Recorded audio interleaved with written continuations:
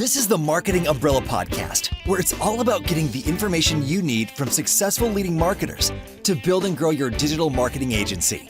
Brought to you by Itamar Shafir, founder and CEO of Umbrella, the technology platform and brand that is powering thousands of marketing agencies around the country. Find him at umbrellaus.com. Now, here's your host, Kevin Pruitt.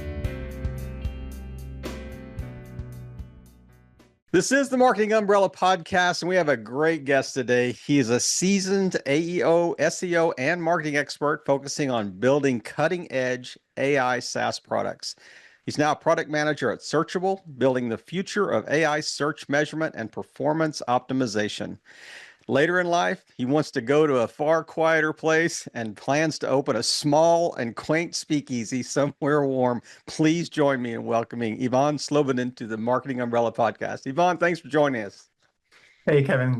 Great to be here. Appreciate you being here and taking time in your schedule. I mean, you know, we're talking before we hit the big red record button. I mean, with AI, every delay is like you become obsolete. So, you know, we want to get this recorded as quickly as possible so we can stay current. But man, intros are always short and too concise. You know, round it out a little bit.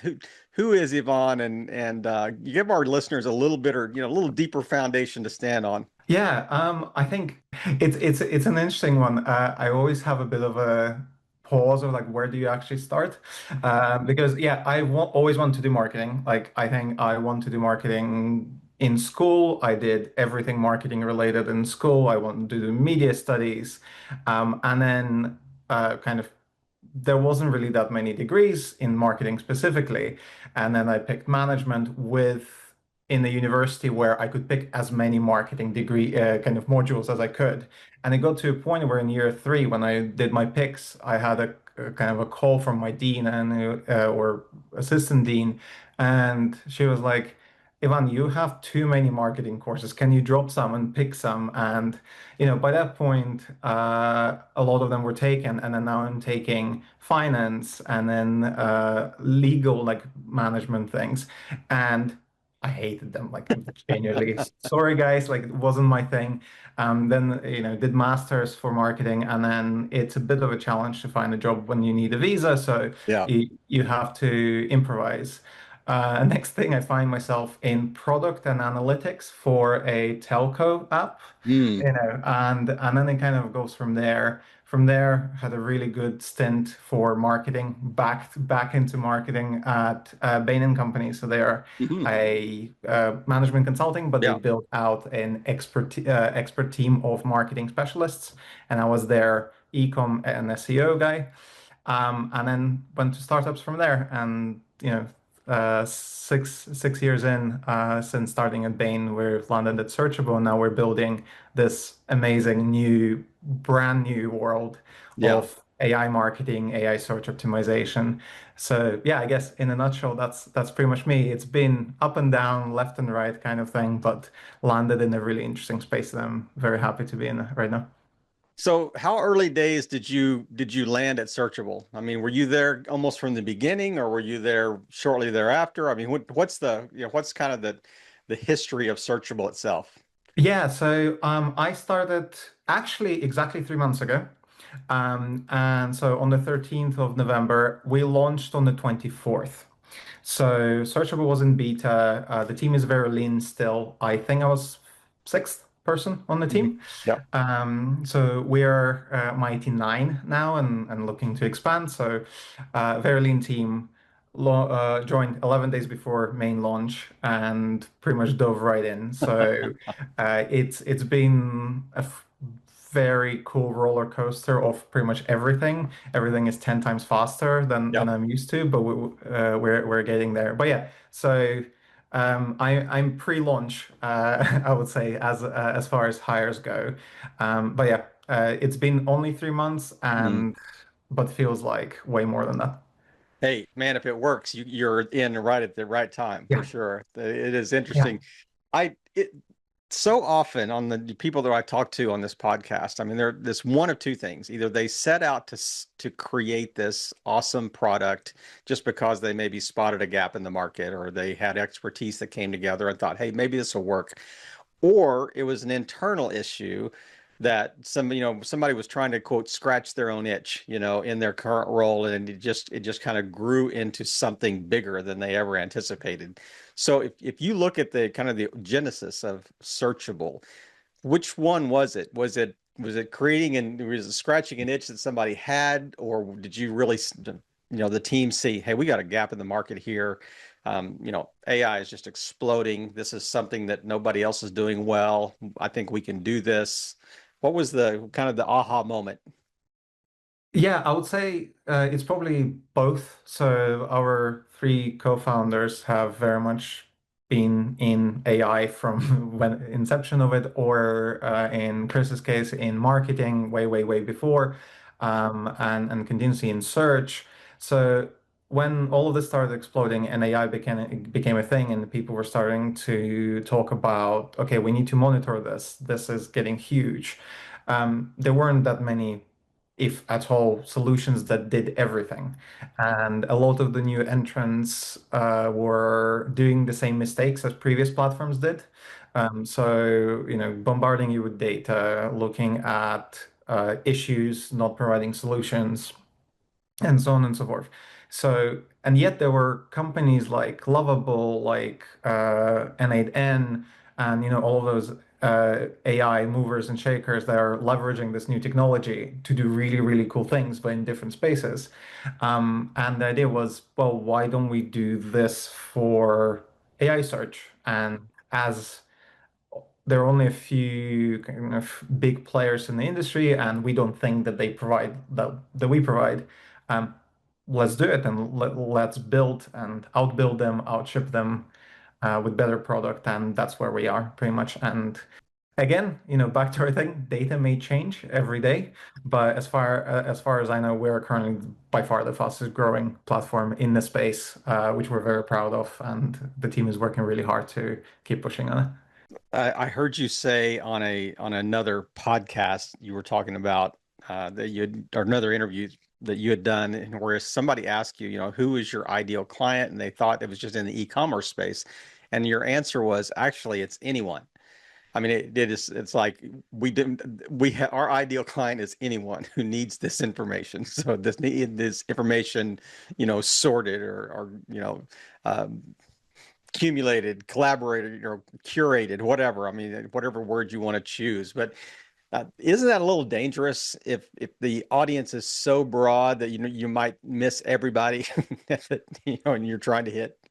Yeah, no, that is something, especially from product perspective and like ideal customer persona and staying focused, that we're constantly iterating and working on. But I think at the moment, and it's a space where anybody can participate. I think from uh, my stance of this is, who is relevant for outside of searchable? And I guess my answer was pretty much, more broadly on AI search. It is important for everybody.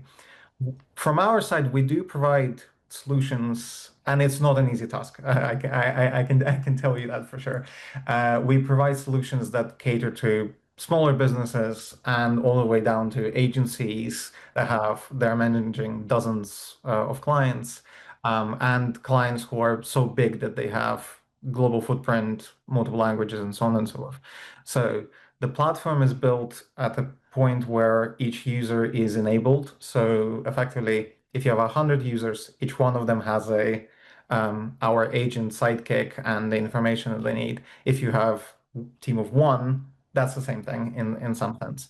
I would say the challenge is to scale it and make it usable for everybody is a big one, but we're doing quite well, I would say, so far. Well, it's interesting because it's almost like, every house has a foundation. What's our company? We build foundations for whatever the house plans call for. It's a foundation. It's basically the same structure. It's just different shapes, different sizes, whatever. So I think that in some ways that might be an apropos analogy, of what you're trying to build. But it is I want to go back a little bit, even to the intro of the podcast. You started off, you're a seasoned AEO, SEO, and marketing expert. So to us non-marketing experts, Define the difference between AEO and SEO. And I mean, I know they're very similar and probably have just different audiences, but I want to hear it from an expert's mouth. Yeah, I personally prefer term AEO, which is answer engine optimization. Then there's GEO, which is generative engine optimization. I think that's the most common part of the G. Then there's AI search, AI optimization. It's industry still hasn't decided yet. We're literally tracking search volumes to understand what's the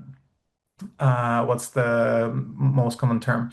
But I would say the biggest difference, and of course, SEO is search engine optimization, your Googles, your Bings, and so on and so forth. So interesting thing is, yes, AI search is kind of where we're going at, but the very important thing is the principles of how you optimize for it. While they have overlaps, ultimately the fundamentals are very different. So SEO, you optimize your page primarily with keywords, primarily to make sure that loads fast, doesn't break, doesn't kind of keep redirecting you. All of those very kind of solid, easily understood, I would say, metrics that you can optimize for. And you're optimizing towards one simple thing, which is I want to show up on top of Google for these things that people search for. Keywords themselves are very precise in the way of it's only a few words and they can have a very finite number of answers. So if you're searching for best running sneakers or just running sneakers, buy running sneakers, you provide very little information what's in your head. So the only thing we can say is like, well, this guy is probably looking for sneakers, right? So cool, let's go with that. We'll show him some sneaker pages. A prompt, so the query that you have for an AI is by default, people are willingly, so nobody's forcing anybody to write these long queries that can be 20, 30, 40 words long. They provide context themselves because users have very quickly figured out that if you provide information up front, the answer will be even better. Right. So suddenly, it's not the best running sneakers anymore. It is best running shoes for beginners who run in the city or who are trying to do what was it, cross-country running. Like you Hmm. will provide these things um, that immediately there's so much more context to it that AI will come and filter it out. And of course, the difference is instead of doing 5 searches, 10 searches, you do one Yep. because AI does the rest for you. Yep. And because it has that context that's in your head, it will be able to filter out. So you're not getting, just because Nike decides to optimize their most expensive, most amazing sneakers for running, you're not getting those because you're a beginner. You said you're a beginner. So, Hmm. um, I like talking about these because my girlfriend got me recently into running, so I've gone through all of this personally, Yeah. and the changes in how you search for it are quite stark, and it's quite interesting. So I would say that's the main thing is like context is probably the biggest difference, and the second one you go from loads of searches, loads of pages that can individually be optimized for separate things Hmm. into where you have to provide almost as a whole an answer to a query that in this case you need to anticipate because we don't know exactly what people are searching Right. for on AI yet. That was a very long response, but I feel like it needed No, it as did. much It's a big flavor as question. possible. It is a big question requiring a big answer. So is one difference between, say, SEO and AEO is with a, large language model search, it's not so much a quantity versus quality, you know, question. It's I guess, how does ChatGPT, how does Gemini, how does, Claude, how do they decide if you have two opposing opinions and they're equally weighted and they have the same amount of Google reviews? You got 1 stars and 5 stars. You have, I guess, competing information. How does it determine how to weed through that and really give me the best response? Yeah, so the interesting thing is it probably won't is the answer. And the fascinating thing that we and one of the new things we're building now is a more advanced sentiment analysis for AI. And when you step back and you think about it, wait, you're going to measure how an AI, so like a computer response, thinks and what's the opinion and is it positive, is it neutral, is it negative of a computer response. Like conceptually, it's fascinating, but also kind of wild to think about. If I suggest that somebody measure sentiment analysis of SEO results, they would probably say I'm a bit crazy and I should probably just change career for a bit. Or like, are you sure you're not talking about social media? Like that's a thing. But back to your question is, if it hits those two opposing things, it will just tell me that. So, and this is where, optimizing towards being recommended, but also optimizing towards AI having an opinion that is aligns with what your brand wants to do and how your brand wants to perform and be shown. That's very important because you wouldn't be able to get that before. So now you almost have this independent PR or like independent review person that's always on that keeps recommending and may find reviews you never even thought of. Somewhere in the depths of the internet, somebody did a review, and because that person answered a very specific question that I'm asking currently, they will be a source. So if they didn't like it, if they didn't appreciate the functionality or something, or they had something, constructive, negative to say, this will come up. And AI will say, well, I've weighted all of these options, and 8 people say it's awesome, but here's 2 examples where it might not be good. And it used to be up to me as a user to find it, but now I have this platform that will just surface it for me, and it's good for the user, but brands are now getting a little bit stuck because that's a completely different way of Yeah. that they may show up online. I absolutely, and it's interesting that as you were talking, I'm thinking, man, we just come full circle from 30 years ago. I mean, it's garbage in, garbage out. If you ask a bad query, you're going to get a bad response. But the idea that, how close are we, or are we already there to second, third, fourth level? Refinement of my query. Like I can type something in and for, Claude to come back and say, hey, if you ask it this way, you may get better results. Or if you ask this question and here's the answer, but I think that there's something you haven't asked yet. I think there's information you've left out of this to give you a better result. Are we there?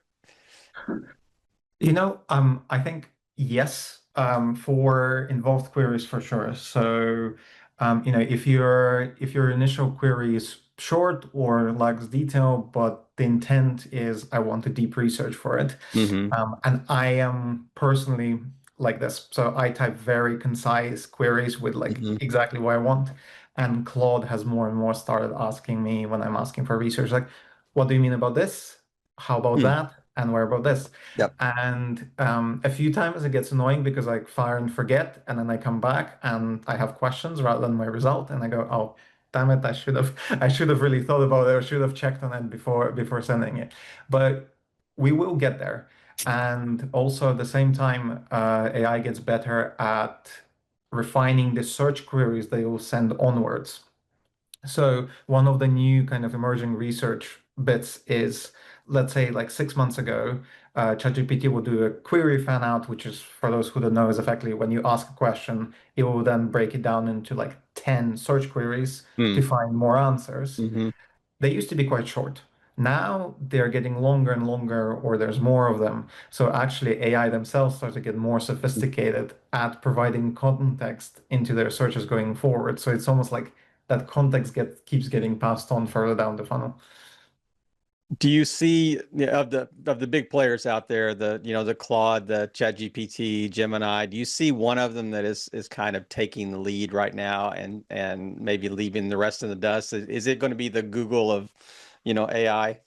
Ooh, well, I think the way that they've got their kind of business together after initial stumbles, Google will probably be the Google of this. But having Like said an that, unfair advantage almost, it seems yes, like. yes, they definitely do. But I think they're capitalizing on it well after a few stumbles. But the one thing that we see for sure is we are very unlikely to land with the search monopoly, I would say. And what we mean by that is Google has 80% of the market currently, maybe like plus minus. Then there's Bing, then Yahoo when somebody remembers it, and it's almost inconsequential in terms of impact, maybe a little bit incremental if you really want to optimize for it. We're getting to a point where we'll probably have 3 to 5 players eventually. So, but the interesting thing is all search is roughly the same, right? So if you search something on Google, on Bing, on DuckDuckGo, etc., the results, the principles is roughly the same. Every AI model has very different, almost personality, as we would say, or approach to it. So ChatGPT and Perplexity, they love their citations. So they will give you a whole list, first a list, then it will probably be cited. You'll have sources. ChatGPT really likes their widgets, so they're now really pushing for like shopping widgets, maps, and so on and so forth. Google is very interesting because they have 3 platforms. So you have AI overviews, AI mode, and then Gemini, which again have completely different user bases. So AI overviews is just your everybody, and then anybody who wants to have easy access to Google with more detail, it's AI mode. But then for really involved people who really kind of query AI, that's Gemini. So it's almost like your user bases are completely different. And then Perplexity is a search engine and a browser, which works slightly differently. Claude is strictly for businesses and developers and kind of all of that, which has a very small user base, but they're very, very involved. So we effectively like I use all, but I think but because I'm a nerd and also I'm kind of in the business, so right, you have to. But I think common like majority of people will probably gravitate towards one that they prefer, and they'll probably stick to it. And getting them out of it will be very hard. Yeah. It's funny you mentioned that about Claude because I tried to use it last week to do a query and I was just extremely frustrated on the results I got. And of course, then it's like almost apologetic and it's saying, okay, well, how can we make this better? How can we fix it? And I'm like, this is terrible, Claude. And I mean, he's coming back and, how can we retain your business? And I'm like, you can't, you blew it. I'm off to somewhere else now. So it is, yeah, it's like I'm arguing with somebody sitting in the room with me, but it is, Like yeah, it's personal interaction. yeah, yeah. Imagine like I don't know, Instagram messaging you, being like, "Hey, you haven't been here a while. Like, what have I done wrong? Like, we've never had this before." So yeah, it's a fascinating when you can get like a response that goes from very practical to very personal within the same conversation. Yeah, I've definitely had like those frustrations, and it's like, yeah, I think my Claude figured out that when I'm frustrated, I call it dude. Uh, so yeah, it's like, dude, I've told you 3 times now, and then it immediately goes into damage control. I've started noticing that the Yeah, reaction has it is. started. You're exactly right. Maybe I said dude and they thought I was you. Yeah, because it was definitely damage control for sure. I was on the website right before we jumped on the call here, and there was something that just jumped out at me. There was a statement on the website that just on Searchable's website that just jumped out at me. It said, it was the question, and it said, "How do marketers win when answers become the new currency of discovery?" Unpack that a little bit. That is such an incredible question. Yeah, it's. I think. I'm actually like really liking how you mentioned like going full circle a bit, and it gets to a point where I definitely I think I can relate to that because by the time I was kind of in work or in study, internet was everywhere and you could find almost everything on Google. But we're almost returning back to this thing where you have a trusted person you trust, or Hmm. in this case, like an AI model that you trust, Yep. and you follow their recommendations and you ask them questions. And it's like somebody asking you for a restaurant recommendation or where to go on a holiday and so on and so forth. And if you have that degree of trust, and answers will then be effectively, that's it. Like you stop at that answer. Yep. So you can search Google as much as you like. You can find an amazing hotel with 5-star reviews and all of these things. But if your friend says, I had a terrible experience in Hmm. there, I would never go again, Yep. all of that almost becomes irrelevant, right? And that's the same kind of with lesser extent, but we are getting to a point where an answer is effectively a deciding Yep. factor. So um, we have some clients that there are agencies that are generating hundreds of thousands of new business through LLMs because the people who come there have already pre-vetted themselves. Hmm. They got the answers, they checked which agency is best for them. They looked, they got distilled results from the case studies, all in the conversation. So by the time they reach out to their sales team doesn't need to do anything because the guy did everything himself. Right. Right. He Or pre-qualified himself. they're Yeah. yeah, they're 80% there. Hmm. So, and again, that comes from the fact that it's an answer or set of answers Hmm. that is also data driven, right? So Hmm. AI gives you sources, or if you Yep. ask it to, it'll give it sources. So it's far less of kind of that trust me bro thing. Hmm. It will say where it came from, and multiple times if you don't trust the source's sites, you can ask for more and you'll get it. Hmm. And by that point, it's almost like that currency of answers. Hmm. Um, yeah, so it may be a punchy marketing headline, but there is definitely truth to it, and we Oh, believe for in it. sure. Yeah. And as you were talking, I mean, as you know, this, our primary audience probably is in the marketing agency space, for sure. But one thing that just kind of had a light bulb moment as you were talking there, because it's the first time that I can remember in any of the episodes we've ever done that I'm always thinking in the context of, what's the mindset of an agency owner. But one thing that you said that was really interesting was, when you're talking about, hey, these are pre-qualified, they kind of pre-qualify themselves before they get there, so for your sales team type thing. How it's, we've always looked at tools like how can I use the tool as an agency owner to help my client accomplish what they would need to accomplish.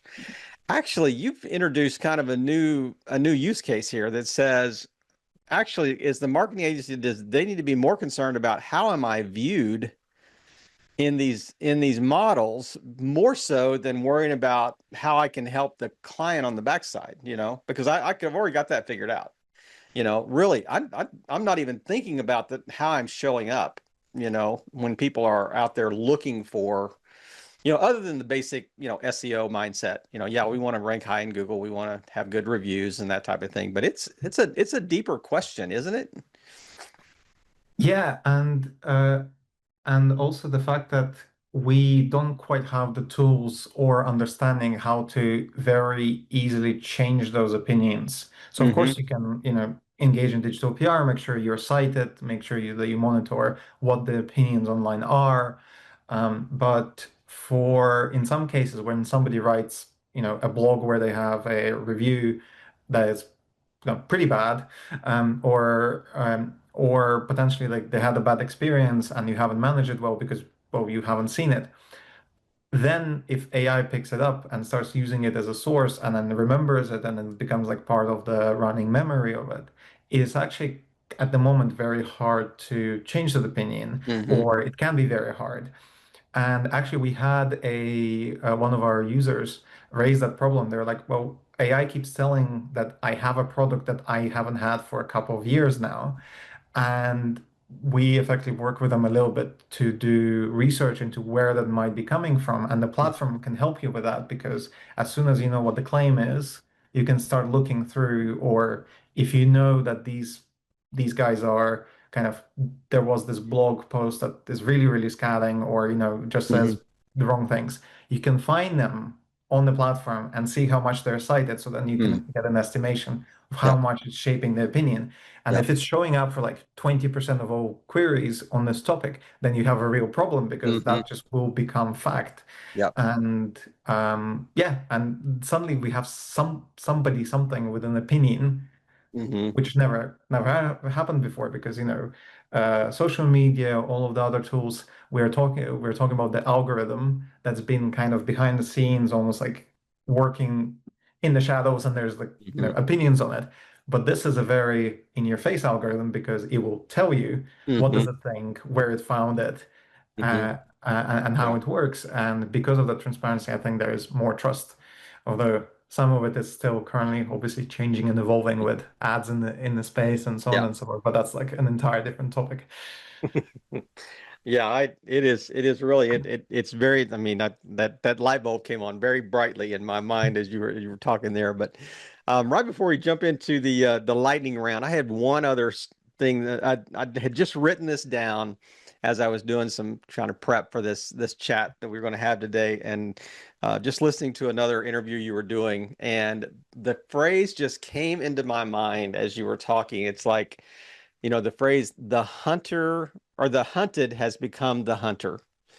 When I think about, what's a good analogy for how search used to happen? It's almost like, you ask Google something and Google went in the back office and went through all our file cabinets, Google's file cabinets to find the answer type thing. Now it's a proactive, we're going to go out and search the city, versus the back office here, and we're going to almost like curate the weighted opinions of each side, and somehow form a just a really good package that you can make the best decision from, versus you having to kind of weed through all the information that I can just throw information at you and you weed through it type thing. So that was just a interesting phrase that came to my mind was, as we're stepping into this, we used to, the search engine used to be the hunted, people just went there and got information, but now there's a proactivity to this whole space that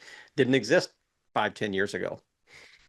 Yeah, for sure. And also, to some extent, you have an instance where also every user who is searching for things suddenly becomes much more thorough by using AI, Mm. not through their own efforts, because we know it's a well-known fact. Top organic result on Google gets like 50-60% of clicks. People trust it. Okay, if it's the top one, and but also we know that people are inherently, I don't want to use the word lazy, but effectively we jump to the first thing and it's like, Yeah. okay, that we'll go for it. Yeah. Data shows it. We know that for a fact. Even early data for AI lists says that if you are on the first or second space, you get disproportionate amount of traffic that way because people trust the first choice or second choice way more than they trust something towards the bottom. But the Yep. reason I'm mentioning is because now that when you ping a search into AI, you will by default get multiple options, Hmm. and AI will not click on the first link and call it a day Right. and effectively give it Right. that. So now everyone is more discerning, and if you own that first space, it's worse for you, even though you still benefit massively from Hmm. that trust boost. But if you're new and if you're really struggling to get into the SEO space because you're fighting against like giants Yeah. and so on and so forth, suddenly we're seeing that there's opportunity because there's more space for it. And also the ranking system is very, very different. Hmm.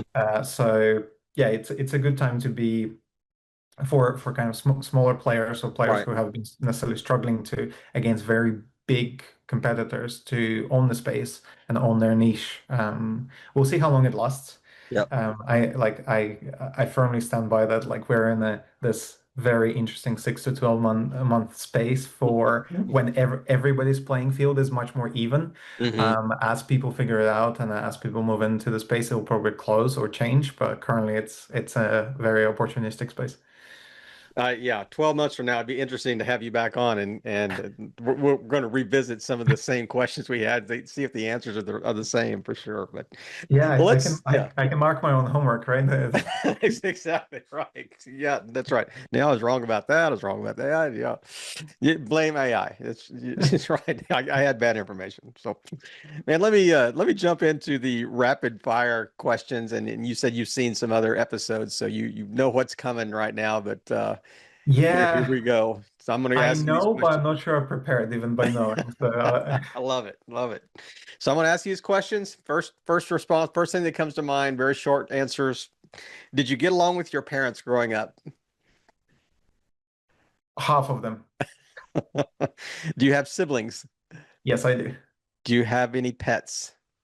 I used to back home. Any children? No, that I know of. On a work day, what what time do you wake up normally? Wake up 7-ish. What time do you go to bed on a work day normally? Later than I'd like, 12. Ideal vacation spot anywhere in the world, money not an object. You said Rome, somewhere warm. Rome followed by what was it? The Blue Coast in Italy. Yeah, I love it. I love it. So if you have anything that affects the way you do business, how does faith come into play when the way you attack work, the way you attack business? I think faith in my abilities, faith in my team is probably paramount because I found that if you have that, you can achieve great things, and if you believe in your team to stand behind you, it's like I've worked in really bad teams when I didn't have faith in them, and I am currently working in easily the best team I've worked with so far, and I have faith in them, and it's night and day how you feel and how it works. You are king for the day in the marketing space globally. What is one thing you would change?